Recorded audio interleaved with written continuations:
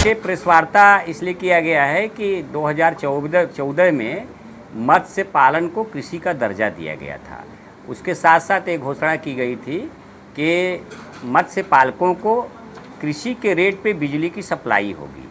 दूसरी बात कि उनको विपणन व्यवस्था प्रदान किया जाएगा और मत्स्य पालकों का जो दैवीय आपदा से सामना होता है, कभी कभी मछलियां मर जाती हैं, तो उसमें उनकी मछलियों का बीमा वगैरह और किसान क्रेडिट कार्ड के आधार पे उनको जो है कि लोन वगैरह की सुविधा मुहैया कराई जाएगी। लेकिन बड़े ही शर्मनाक बात है कि आज तक मछली पालकों को कृषि रेट पे बिजली न तो दी गई न तो कनेक्शन दिया गया।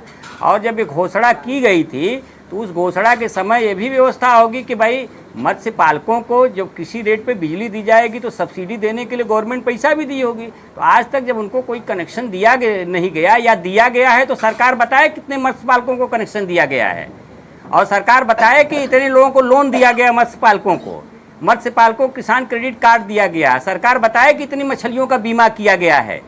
अगर उसने किया है तो सरकार घोषणा करे या प्रेस कॉन्फ्रेंस करे, पता बताए, हम लोग जाएंगे वहाँ पे। लेकिन हम लोगों से जो किसान जुड़े हुए हैं, हम खुद एक मत्स्य पालक हैं और किसान कांग्रेस उत्तर प्रदेश के प्रदेश प्रवक्ता भी हैं।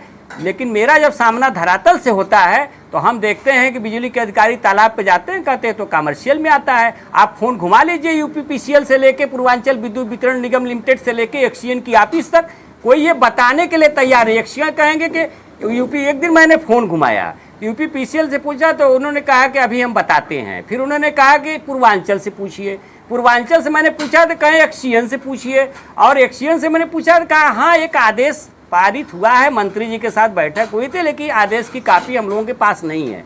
अब ये बताइए कि आदेश सरकार का सरकारी ऑफिस में कागज नहीं पहुंचा, कैसी सरकार चल रही है। इसलिए मेरी तो मांग है कि बिजली मंत्री, मत्स्य मंत्री और कृषि मंत्री को तत्काल प्रभाव से इस्तीफा दे देना चाहिए, क्योंकि उनके कार्य क्षेत्र में घोर अनियमितता है। आगे कोई सवाल हो तो बताएं। इसकी शिकायत आपने नहीं की?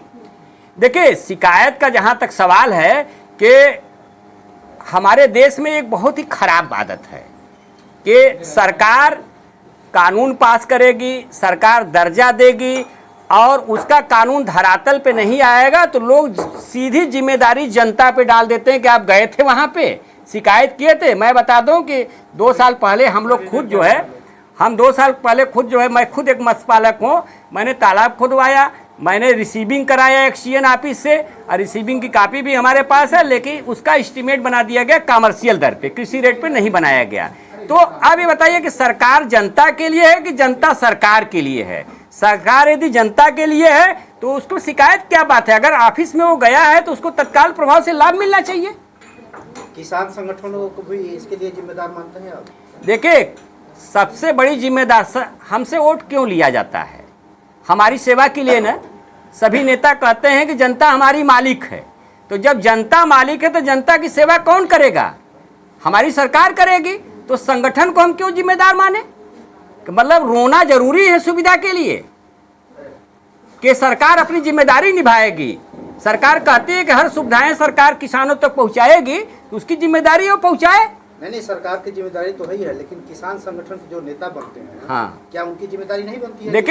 देखिए मेरी जो प्रेस कॉन्फ्रेंस आज है, आज का जो मुद्दा है, आज का मुद्दा है कि ये जो शासनादेश है उसका पालन नहीं हुआ है, और 11 साल हो गए। 11 महीने होते तो मैं मान जाता, ये 11 साल हो गए, और 11 साल में ये स्थिति है। सरकार दोषी है। किसान संगठन क्या कर रहे हैं क्या नहीं कर रहे हैं उससे मेरा लेना देना नहीं है। मेरा लेना देना यह है कि सुविधा जनता तक क्यों नहीं पहुंची। अगर जनता तक सुविधा पहुंचती तो किसान मजबूत होते, किसान मजबूत होते तो